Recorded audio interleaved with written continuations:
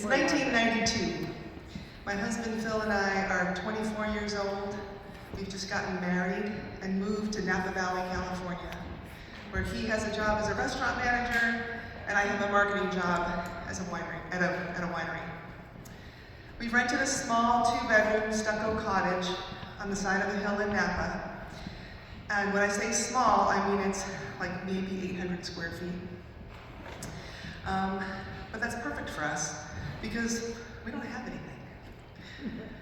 The backyard is not small.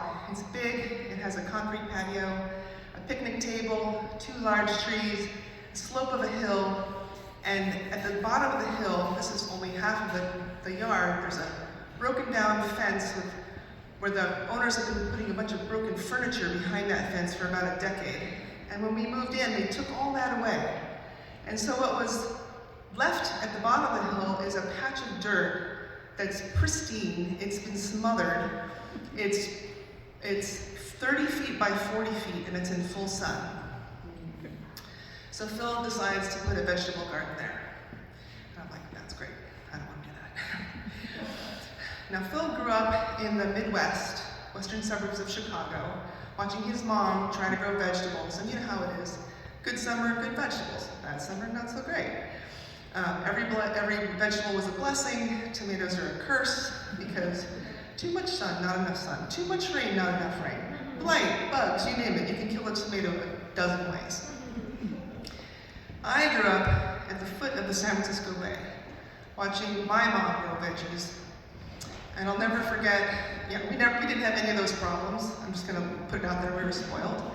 I'll never forget the summer that my mom, for reasons known only to her, planted 6 hills of zucchini instead of 1. And my sister Peggy and I were ding-dong ditching grocery bags full of baseball bat squashes on neighbors' porches for the month. So Phil prepares this garden bed, and then he goes off to buy vegetables. And he comes back with a trunk full of, little veggie plants. He's got every kind of pepper, every kind of herb. He's got cucumbers and onions and garlic. And then he offloads 6 packs of tomatoes. And I'm having flashes back to zucchini summer. And I said, ooh, 36 tomato plants, that's a lot of tomatoes. And he says, totally truthfully, in my experience, most of these will die. And I pointed out that we were currently living in a climate that was generally regarded as a cross between Camelot and the Garden of Eden. There's an 11-month growing season, and in all likelihood, none of them would die. But we weren't really arguing, because what's the worst that can happen? Too many tomatoes? So he sets it all up. He even gets like a little drip system. So they're watered on a timer in the early morning and at dusk, and pretty much we just let Mother Nature take the wheel at that point. Well, by June, we're picking so many romas so often that we're just sun-drying them. We just cut them in half, scoop out the seeds, and lay them on top of the picnic table, and we're doing a whole picnic table at a time. 4 days later, you've got sun-dried tomatoes. We made sun-dried tomato pesto. Some of you may have tried. We had to buy the tomatoes, they're not the same. But we ate that stuff on everything. By July, I had gotten really good at canning sauce, and we were giving tomatoes to everybody we knew. And when the heirlooms came in August, I am not exaggerating when I tell you, we were picking tomatoes with a wheelbarrow. Now this whole time, we had been going to our jobs and making friends, doing industry events, and California is not like Maine. There isn't a sentiment like being from away there. If you're there, you're there. And in Napa, and it doesn't matter where you're from, in Napa it's even more like you're one of us. And we had immediately been folded into the social fabric of Napa right from the start because he was a restaurant manager and I worked at a winery. And when you work in hospitality in Napa, as we did, you're one of us. Because you're not one of them. And the them in this scenario is visitors. Visitors to the valley. Because every single day in Napa, thousands of people eat and drink their way up through the valley, through the hundreds of restaurants and wineries that are available, from Napa to Knoxville to St. Helena to Calistoga. And if you work at a restaurant or a winery, you're part of this elaborate production team that's putting on a show every day. And you get to know people at other restaurants and other wineries because everybody knows somebody, and you become part of this team. And there is absolutely nothing that a group of people who are putting on a show like better when the curtain goes down than throwing a party. So Phil and I had been to a lot of parties. We were going to parties all the time. I'm talking about bashes, like 30 people, 40 people. A party in somebody's backyard with a mariachi band. A party with a pig roast. I remember standing outside in the sun, eating corn on the cob in somebody's backyard, which is actually in the middle of a vineyard, enjoying the beautiful scenery, the hills in the distance, talking to this guy who turns out he's a winery owner. His name's on bottles. She's a hostess at a restaurant in Calistoga, and we're all talking to these two vineyard workers who work for a totally different winery, and we're all just eating corn on the cob in the sun because we're all just in it together. It was like this magical, special place where everything tasted good and everything was nice. So by the end of August, I was starting to have that uncomfortable feeling you get when you have an unfulfilled obligation. And the obligation was, it was our turn to host a party. And we hadn't done it yet. And it wasn't because our house was small. It was because we had gotten married that year, and we had gone on a honeymoon, and we had moved, and we'd had to buy a new car, and we didn't have any money. We didn't have any money, but we had like 25 people we needed to host. So we put our heads together, and we realized what we did have. We had a lot of tomatoes. I think a lot.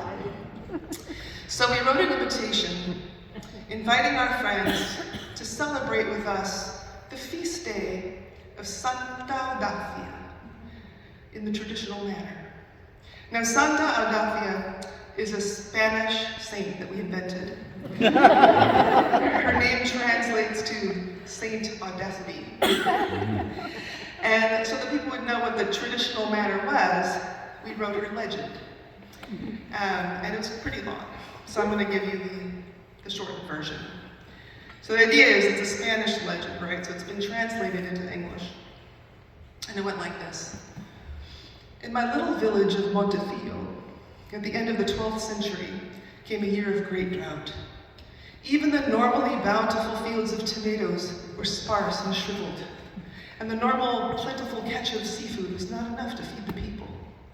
The men and women of the village were worried there wouldn't be enough food to feed the people through the long, cold winter's months, but they mostly were worried for their children, so they made sure that they were well fed. So even while the parents were starving, children were stout and ruddy-cheeked. One day, the Abbadessa Eudafia, she's still an abbess because she hasn't done her miracle yet. The Abbadessa Eudafia came over the hill from her convent in Montserrat to visit the village, and she met a boy in the lane, and she said, "Little boy, where's your mother?" And he said, "She's tending to the fields of tomatoes." And she said, "Where's your father?" And he said, "He is seeing to the fishing."